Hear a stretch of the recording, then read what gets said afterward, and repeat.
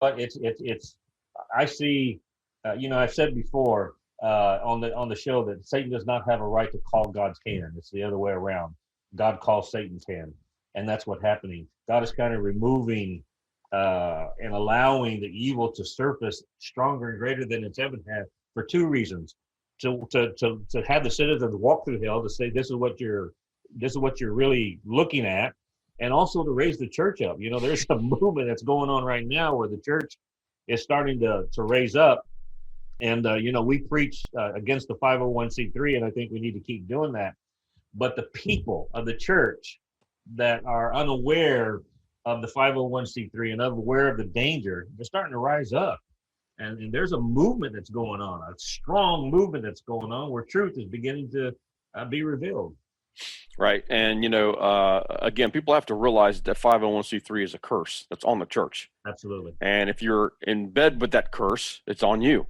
And there's nothing you can do about it. Bible talks about cursed is he who takes a bribe for the slaying of the innocent.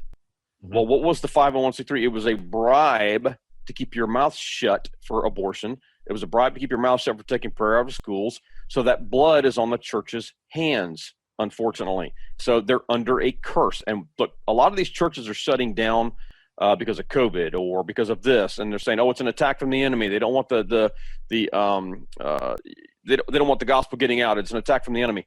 Right. Is it an attack from the enemy, or is it the judgment of God on the system? Come on. Judgment starts in the house of the Lord. So this is judgment on the churches right now, and this is what people have to understand. That's why I've been screaming to get out while you can. Because the system is under judgment right now. Everything's going to home groups like it was the New Testament model was. So this is where people are heading. There's a mass exodus from these churches, and people are starting, look, this is the Great Awakening. That's what the Lord told me one day. He said, Mark, this is the Great Awakening. But he said, it's also the Great Separating. Yes. At the wheat from the chaff.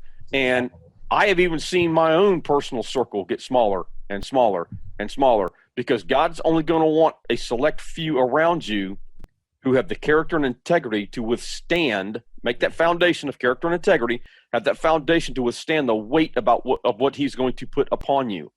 And this is what happens with pastors so many times. They don't have the character and integrity as their foundation. They think gifting's more important than their character. And it's the other way around. Your character is more important than your gifting, but nobody wants to go through the character building process. Right. This is why so many of them collapse under the weight of what gets put on them. You said something very important that I want to emphasize on a little bit. Judgment starts in the church. And people need to realize that it starts in the church, then it spreads out. And it's so important that pastors and evangelicals and all the people of the church, you have to realize that it starts at the church. It starts in our own heart and then moves out. And if we don't get a grasp on that, and I think most people don't, there's so many churches, we were talking about that 350 churches have stood up and are supporting Biden. They're being activated. Yeah, absolutely. They're being activated. Again, when people say, well, I don't understand. I don't fully understand why these churches are doing this or why this pastor's speaking out against Trump, because Trump has done so good for the church. I mean, for the people of God, or for whatever you want to call it, with the abortion issues. Nobody's done for abortion what this man has done for abortion, pro-life issues. And for them to sit up and speak out against this and support literally a demonic agenda speaks volumes. It should be a red flag to everyone. Any pastor who is endorsing Biden is endorsing the demonic pro-choice, the murdering of the innocent. Here we go again with the murdering of the innocent blood here. And so if you're doing that, folks, don't walk, run from whoever this pastor is. It is a sign that they're being controlled. Now, the Lord told me 6 months ago, he said the hordes of chaos are being released, and that Satan's pastors have been activated. These are Satan's pastors that are being activated here, guys. You cannot call yourself a Christian, and if this offends someone, there's nothing I can do about it. You cannot call yourself a Christian and support and call yourself a Democrat. The lines have been drawn. You are seeing that it is a literal satanic party right now. Even their symbolism, their D2020 is death to America. And so you cannot support the shedding of innocent blood like this and call yourself a Christian. I'm sorry. There's something that is very bad wrong. You need to repent and ask the Lord to show you what's going on inside of you, and period. And you need to deal with it. It's amazing how many Christians that I talk to that it doesn't go beyond, it's just Democrat versus Republican. Right. And that's what they're looking at. And because they have been programmed and lied to for so many years and for so many generations, they can't get over that, this is just a Democrat versus Republican thing. It's going to be okay if we vote Democrat. And I posted the other day, it's not that way at all. It's not that way at all. There is a war against good and evil. And unfortunately, the Democrats have sided with the evil. Yes, absolutely. Look, if you are calling yourself a Christian and you are buying into the beliefs of the mainstream media, you are brainwashed. Mm-hmm. You are being mind controlled. There's that word again. Look out, YouTube. So you are being brainwashed. You're being mind controlled, period.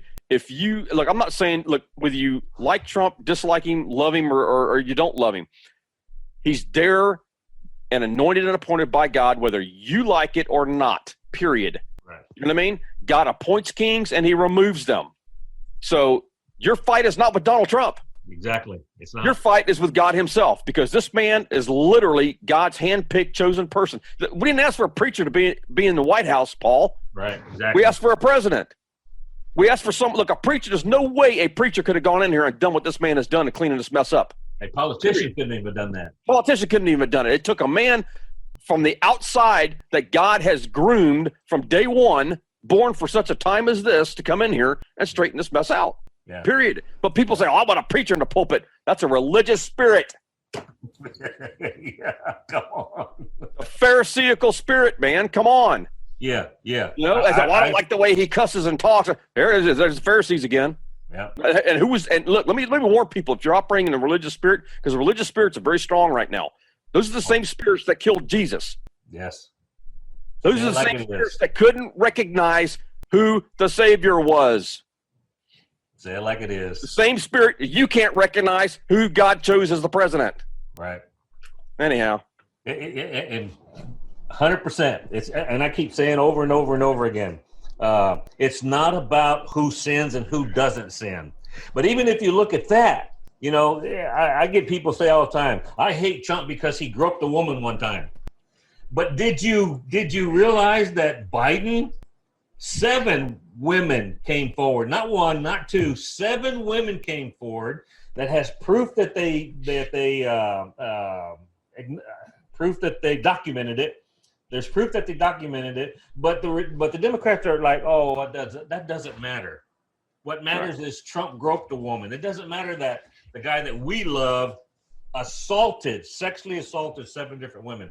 So it's like, you know, I get a lot of people coming onto the Facebook page and stuff like that. They're attacking me, they're shaming me and stuff like that. But when I go and ask them a direct question, crickets. Yeah. It's somehow they're ignoring the fact that and that's what I say. There's sin on both sides, people. It's what God is doing. It's what God is doing. It's who God is using. It's not about who sins and who doesn't sin. It's about what God is doing. Well, let me just fire another salvo here for a second, okay? Big name, when Trump got in office, remember the big scandal when it all came out that he had said this certain word in a locker room, right? And then you had all these people coming out attacking Trump, the news media, and then you had the evangelicals coming out attacking Trump, right? You even had some big name evangelicals. Franklin Graham was one of them. I'll call him out. I don't care. The fact of the matter is he came out and lambasted the president for what he said, disagreed with what he said, this, that, and the other. And I'm thinking to myself, what is going on here? Why would anyone off the street looking at this, seeing a man of God with that big of a name come out slamming the president for something he did 15 years ago when this man has been saved since then? Now, what does the Bible talk about when he's talking about when a man is saved? He's washed clean in the blood of Christ. His sins have been forgotten. From the east is from the west. Exactly. So why would you even, as a man of God, even be bringing something up after this man has been saved? Why would any Christian off the street would want anything to do with the church after seeing that, Paul? This is why nobody wants to have anything to do with the church. This is why they're losing people day in and day out. You know, a sinner off the street who's committed this stuff is going to think, well, my gosh, am I going to end up on national television and being slammed like this from some big name leader because I did something wrong back in the day, but I thought I was forgiven. And now they start questioning their salvation.